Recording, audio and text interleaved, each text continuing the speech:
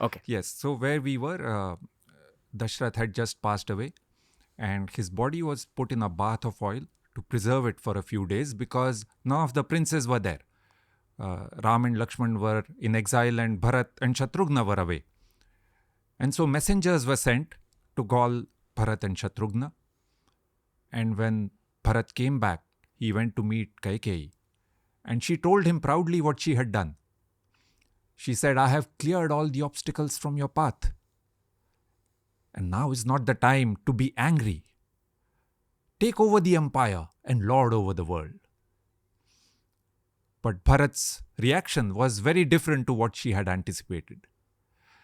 He was wild with rage at what she had done. He said, how could you? I don't want to take over the empire like this. Ram is the rightful successor. He is the eldest and also the most capable. Jeshtha Shreshthascha.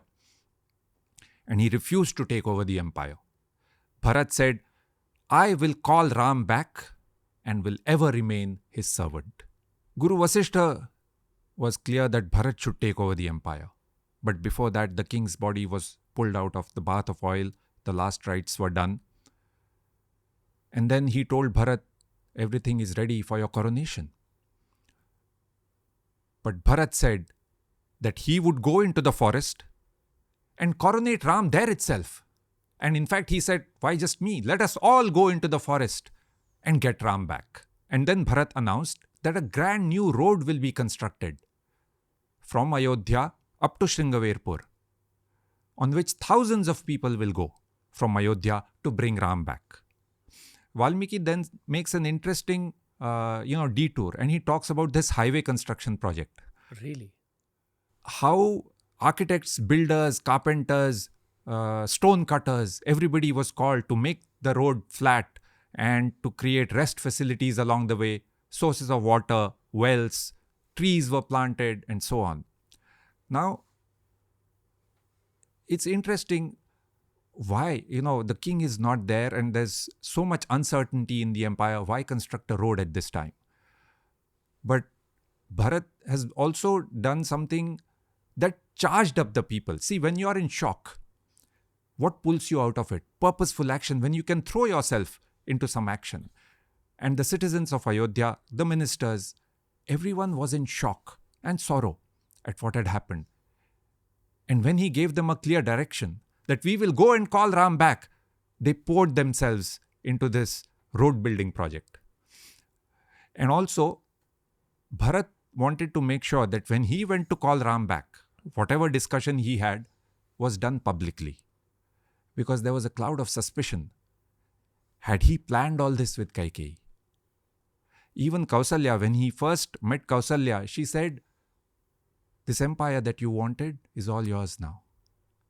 She also assumed that he had planned this. So there was this cloud of suspicion on his head, and he wanted to make sure that everyone goes together to call Ram back. What is said about him? Because we barely hear about Bharat or Shatrughna in all the retellings. Is he described? Well, Bharat's, not physically, if you ask me, in terms of picturization, but his character does come through in the Ayodhya Kand. As soon as Kaikeyi tells him that the empire is yours, who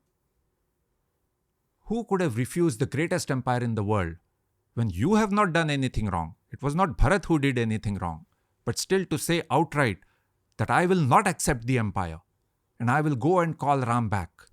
So, all the characteristics that we talk about of, universal human values and how Shri Ram exemplifies them, well, Bharat does too, so many of them. Okay. In the last episode, how we spoke about the concept of avatars and how we consider Shri Ram to be an avatar of Vishnu Bhagwan. What I've often heard on the show is that perhaps Lakshman was the Sheshnag that Vishnu Bhagwan lies upon.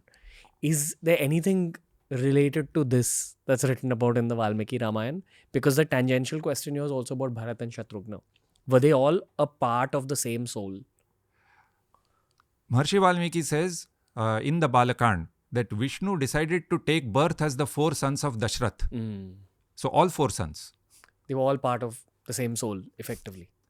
Vishnu decided to take birth, yes. But they were unaware that they were all parts Yes. of Vishnu. Yes. Gotcha. Okay, moving on. So Bharat, a grand army, citizens of Ayodhya, Guru Vasishtha, Kausalya, Sumitra and Kaikeyi all went on this path to call Ram back.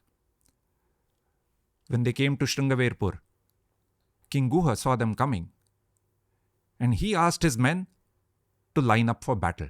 500 boats were lined up in water, 100 men in each. 50,000 armed men. Guha said, if Bharat is going against Ram, I will not allow him to cross the river. This was his commitment towards his friend. See, Shri Ram has not even asked him to do anything, but Guha is ready to lay down his life to protect his friend. But Bharat came up and explained to him that he was going to call Ram back. And then Guha helped him cross the river in his boats. And following Shri Ram's footsteps, Bharat also went to Bharadwaj Muni's ashram. Like I mentioned before, there was this cloud of suspicion on Bharat's regarding Bharat, right? So Bharadwaj Muni also asked him, why are you here? Do you wish harm towards Ram? Tell me. He asked him very forcefully. And Bharat was left stumbling for words. He said, oh sage, please don't speak to me like that. Please don't rebuke me like that. I want to call Ram back. Guru Vasishtha also confirmed that Bharat was telling the truth. So Bharadwaj Muni said, I will tell you the way.